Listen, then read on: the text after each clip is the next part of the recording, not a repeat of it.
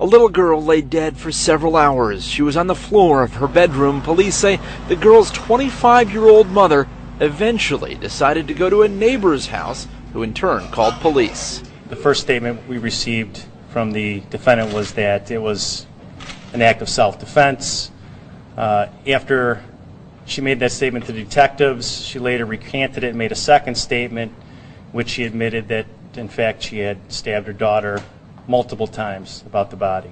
Nelly Vasquez Salazar is described as being calm during her talks with detectives, but she broke down in tears in court this morning as prosecutors described what they believe led to the death of 6-year-old Evelyn, including a phone call between Nelly Vasquez Salazar and her mother in Mexico several weeks ago.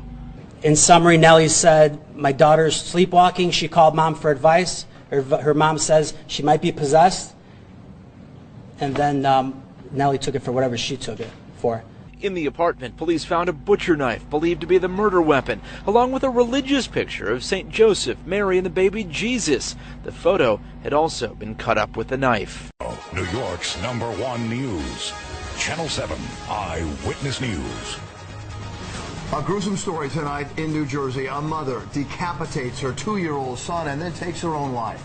And now there are serious questions about the agency that's supposed to protect children, because the mother only recently regained custody of her child. Good evening, everyone. At 11 o'clock, I'm Bill Ritter. And I'm Sade Benarenwad. Tonight, for the first time, we are hearing the mother's rambling 911 calls after she had done the unthinkable. The city of Camden, tonight in a state of shock. How could a mother do this, and why did she get the boy back? Eyewitness News reporter Jim Dolan is here with disturbing new information. Jim?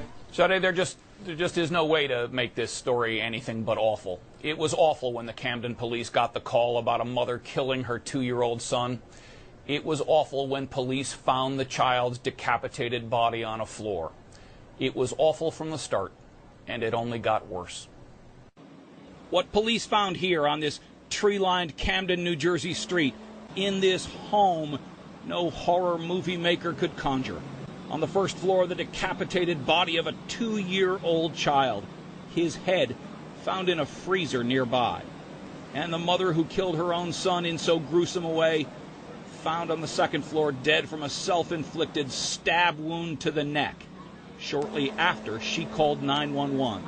At first on the tape, she blames the murder on her boyfriend. Then, "You know what? I did it. I'm lying. I'm lying. I'm lying. I'm lying. I did it." All right, we'll send somebody up there. Yeah, you better wait. You know what? I don't even want to play this. I did it. Okay? I did it. I did it. I did it. It is awful. I was in shock. as an infant, Zari Thomas was taken away from his mother in 2010 because she left him alone in a car while she took drugs and passed out in a nearby park. Somehow, the mother, 33-year-old Siobhan Thomas, regained custody 4 months ago. But friends say she became increasingly isolated and gripped by addiction. When police arrived at the house, they found the decapitated body of Zari, and she was still upstairs, still on the phone. Eventually, they broke through the window and found her dead. Do you understand the charge of possession of a weapon during a violent crime? Yeah. On that charge, if you're found guilty, it can carry a sentence of up to 5 years and or a fine in the discretion of the court. Do you understand the charge of murder? Do you understand the law pertaining to murder? Yeah. That can carry up to life imprisonment or the possibility of death, according to the law. On these charges, Mr. Jones, do you wish for me to screen you for a court-appointed attorney? Do you have the income to hire an attorney on your own? Does it look like it? I don't know, sir. I don't have any idea. I just ask that you answer my questions. Are you currently employed? No. Do you want me to screen you for an attorney? No. You going to hire your own? I don't need one. Mr. Jones, I never advise anyone to go into court regardless of the charge without an attorney.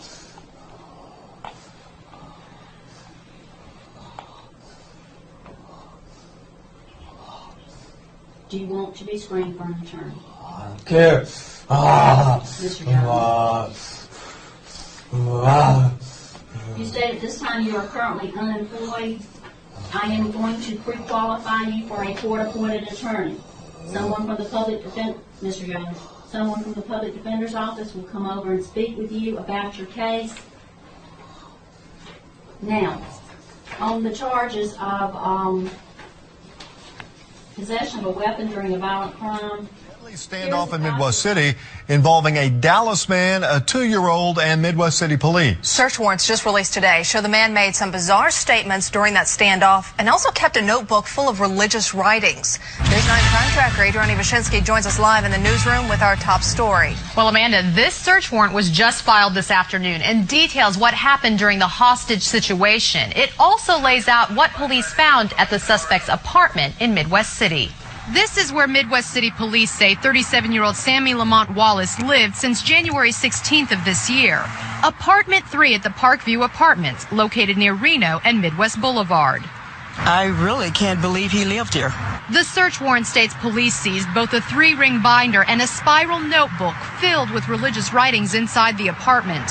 They also seized the suspect's OG&E bill, a bank statement, and took photos of the scene. Court records show Wallace was from the Dallas, Texas area and was a wanted felon. His criminal background shows he had been arrested for assault and battery and robbery with a dangerous weapon, as well as harassment. He'd even served time in prison. Police say on Monday, Wallace entered this Walmart neighborhood market less than a mile away from his apartment and held a 2-year-old girl hostage, threatening her life with a knife. Police say during their negotiations, Wallace made mention of a group named the Illuminati. Police claim their research shows the Illuminati is a satanic cult and that they learned June 21st is their day of human sacrifice. But why Wallace chose June 17th to take the girl hostage is still unknown. Police say they were unsuccessful in their attempts to negotiate with Wallace and say they had to use deadly force to save the child's life. The search warrant states Wallace was shot only one time and was pronounced dead at the hospital.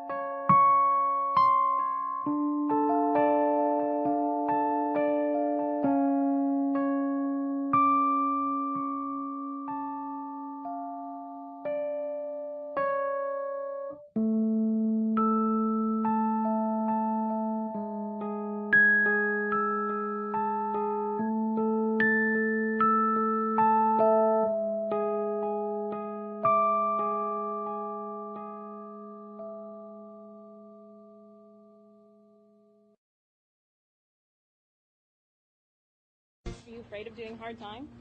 Yes, ma'am. What are you most afraid of? Afraid of change. After 2 days of hotel hopping, Port Arthur police found the man who's been on the run. Tips from the public helped investigators catch Tran. After 2 days of searching, one tip led officers to a motel in Port Arthur where Tran was hiding out. Leslie Rangel joins us live from the motel where officers found Tran. Leslie? Yes, earlier today, police and the SWAT arrest team were here at room 110 where Tran was staying. This was his room. He had been staying here since 1 o'clock early this morning. Police were looking for a gun but found only money.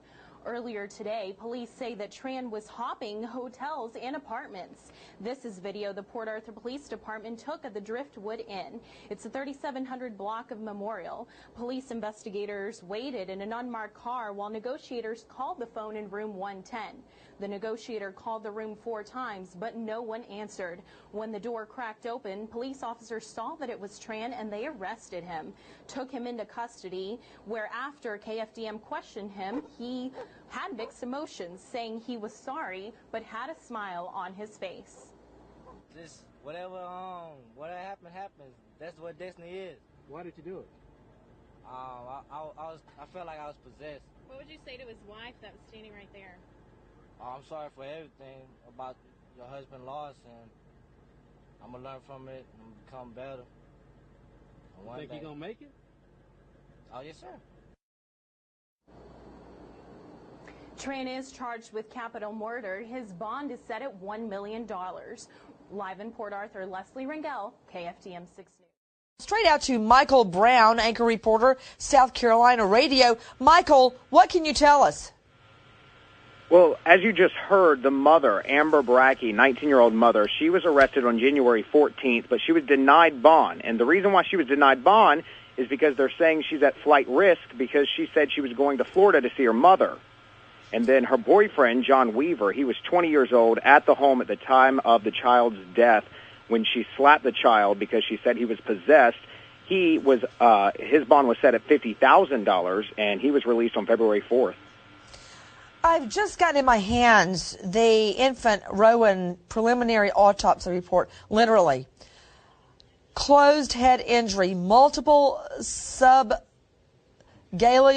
that's of your scalp, contusions, subdural hemorrhages, thin layered subarachnoid hemorrhages. These are all hemorrhages and bruises to the brain. Swelling of the brain, that must have been some blow.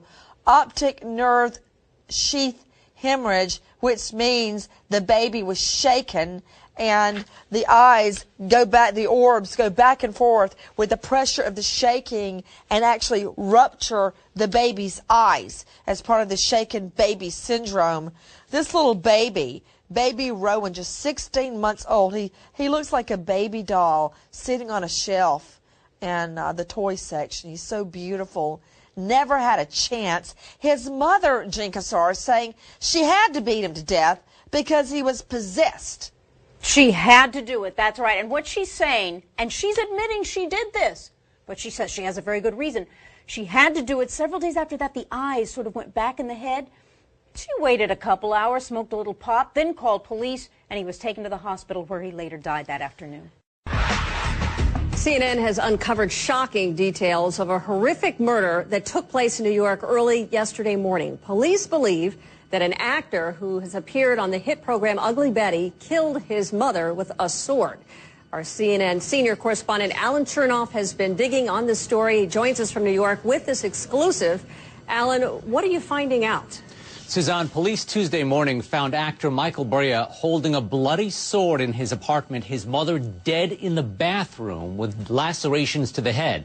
The actor's father, who spoke reluctantly, told me it was his sword that his son Michael allegedly used to commit the murder of his own mother. The sword, I am a martial artist. I practice martial arts. The sword, that was my sword that was in the house. That was your sword? Yes. That is not, we never use, try, or think about doing that. My son is not a violent person at all. Very lovely, peaceful young man. Sir, you're telling me that the sword was yours, and according to the police, your son used your sword to kill your wife. I don't know. Like I said, I don't know. I wasn't there. I don't know. When you say you don't know, do you doubt what happened? I wasn't there. I was not in the house. I wasn't there. But you know your son has been arrested. He's been charged with killing your wife. Monday night, Marcel Brea says his son Michael, an actor who had appeared on the show Ugly Betty, attended a Freemasons meeting at this Masonic lodge in Harlem. Michael called his father just before 11 p.m., complaining of a headache. Marcel, who is also a Mason and lived apart from his ex-wife and children, told his son to relax. And I said, go do your prayer and lay down in your bed, relax, that the headache will go away. 2 hours later, neighbors in the 4-story Brooklyn building say they heard a shriek. Well, I heard the scream for help. Called 911. It's a scream. Like, ah, but it's more feminine and fair and like a curling. Neighbors called 911, and they say the police responded within about 5 minutes, but there was no answer at the door. So the police waited to get a crowbar to force open this door and another entrance to the apartment down the hall. Neighbors say they could hear Michael chanting. And what was his son saying? Jerusalem, Aaron, Moses, Jesus said, pick up your bed and walk. Police waited for emergency backup, suspecting a hostage situation. Eventually, they broke down the bathroom door, discovering Yannick Bria dead, lacerations across her head that police say were inflicted with the sword. Yannick's son, Michael, police say, was sitting on a bed holding the sword. Marcel refuses to believe it, saying his ex-wife and son loved each other deeply. I don't believe that my son killed his mother. That wasn't my son. That will not. It's not the son that I know. Michael Bria is charged with second-degree murder and criminal possession of a weapon. His father, Marcel, says he did not raise a killer. He's in the process of hiring a lawyer to defend his son. And meanwhile, he says he still needs to identify the body of his ex-wife and prepare the funeral that he says she deserves. Suzanne, he calls her a saint. That's such a terrible story. I am going to introduce you to the gospel right now. You are a rebel. Whether you want to acknowledge it or not, I'll tell you straight up. You are a rebel against the living God. This is your natural disposition. Why? Because you are born in sin. We are in a prison cell. And it takes the awakening and the grace of God, you call it the prevenient grace of God, to awaken us to the fact that we are lost and we can't get out. We're headed towards destruction fast. Inside the halls of the Vatican, there is so much concern about the devil's influence on this country that it has started offering courses on exorcism. Pedro Barrajon, a professor of theology, is teaching some of the exorcism classes. Our bishops need to know how to confront the devil. They need to know how an exorcism is conducted and how to help set people free from the influence of the devil. Italians got a taste of the devil's influence a couple of years ago when 2 teenagers were stabbed, bludgeoned, and buried alive here in the woods northwest of Milan. Members of a heavy metal band named the Beasts of Satan were convicted in the double murder. One of the victims was allegedly killed because she resembled the Virgin Mary. Despite the fact that the presence of the satanic world is fairly widespread, we only knew of rituals where animals were slaughtered. Since then, Italian authorities have been grappling with a string of murders linked to devil worship. The Vatican now has priests working alongside law enforcement officers to tackle a wave of satanic crimes. We invite the police to sit in on the exorcism classes so that they can understand the spiritual and theological dimensions of this. Father Armoth is a busy man these days. He says that every week he sees up to 50 people who claim to be possessed by the devil. I see a very strong presence of the devil because men are following him. He has helped train some 300 priests in exorcism. The key, says Father Barrajon, is to train priests how to differentiate between psychiatric problems and satanic possession. This is the key, but I can tell you that those who perform exorcisms, they just have this sense. They just know. Sometimes they look for signs, like if the person is afraid of the cross, or baptismal water, or pictures of Christ. They shake a lot or start screaming, and they may possess extraordinary strength. The priests know what...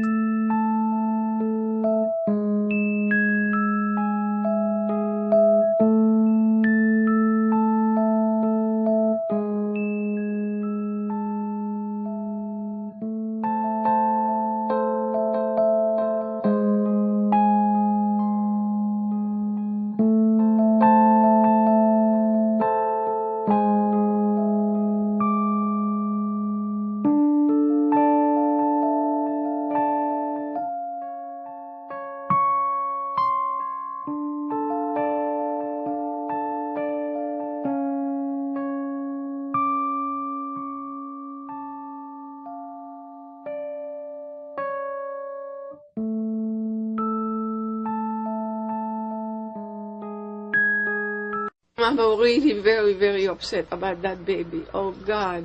I don't understand how she could do a thing like this. That's what police want to know, too. They were called out to this home off Wayside near Vance Jackson around 5 this morning, and when they got here... The officers contacted the suspect who was sitting on the couch and was actually screaming that she killed her baby. The officers took her into custody. You can hear Audie Sanchez yelling she wants her baby. I'm told a steak knife was used to decapitate the 3.5-week-old child. His body was mutilated and partially cannibalized by his 33-year-old mother. When I heard about the baby, I cried. It's all, and I was very, very, very upset. And oh gosh, you should have seen the commotion. Sources tell me Sanchez was hearing voices and acted on them while watching her newborn. The little boy's aunt and grandmother were also in the house, along with 2 other small children. The baby was found in one of the rooms. The baby had exchanged hands. Somebody had taken the baby from the suspect and had called 911. An Ohio mother accused of putting her 1-month-old daughter in a microwave and then turning it on will plead not guilty to charges of aggravated murder. 26-year-old China Arnold appeared in court today via video link. She looked tired and at times sobbed openly. The coroner's office in Dayton says little Paris Talley died of hyperthermia, or high body temperature. It's believed the child was likely heated in a microwave before her death last year. The suspect's bail has been set at $1 million.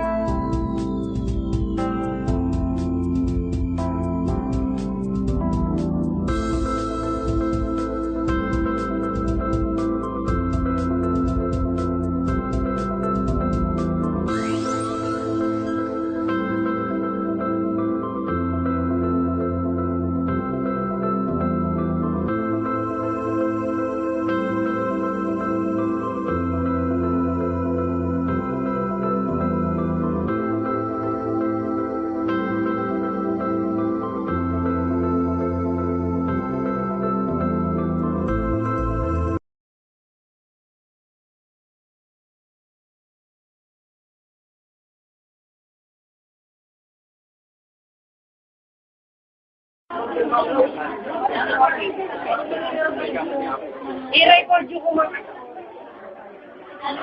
Kasi makapagsilang ko bakbakal nyo ba eh.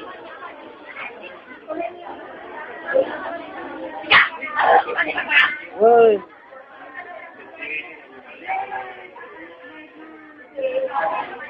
Ako'y maniyo lang ba yung sinalakan? Ah! Ah! Ah! Ah! Sige man! Akala niya naman naman daw! Ah! Ala! Ay ba nakala amin! Takot tayo timbang niyo! Ah! Ah! Ato kami! Ah! Ah! It-it-bata kami man! Hindi ko na yun alam mo! It-it-bata kami!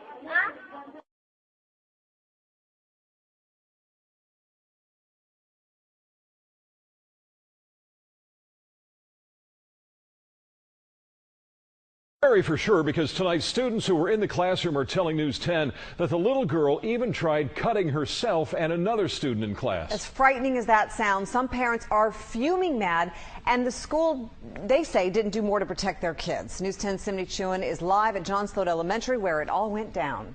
Simney?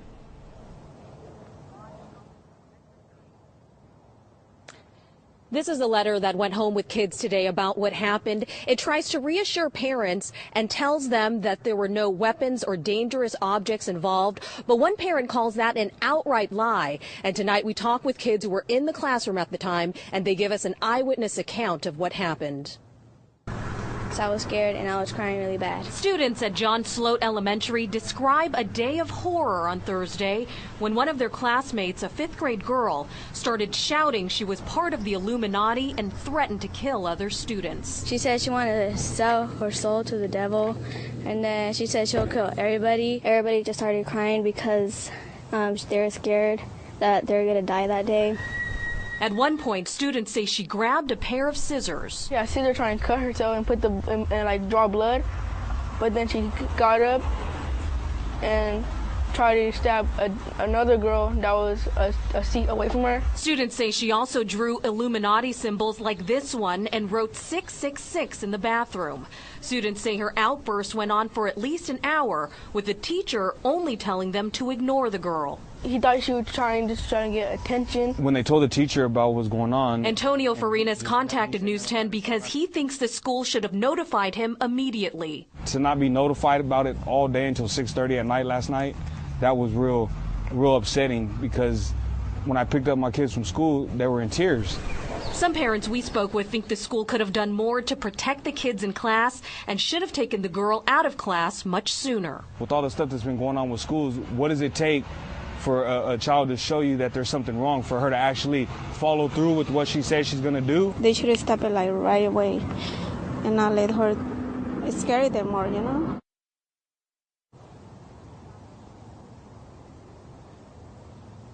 News 10 also contacted the Sacramento City Unified School District. They say that they are investigating a disturbance at the school and that they responded immediately and that the students were safe. Now, as for the student at the center of this, students tell us she was at school today, but not in the classroom. Reporting live from South Sacramento, Simney Chuen, News 10. Simney, thanks.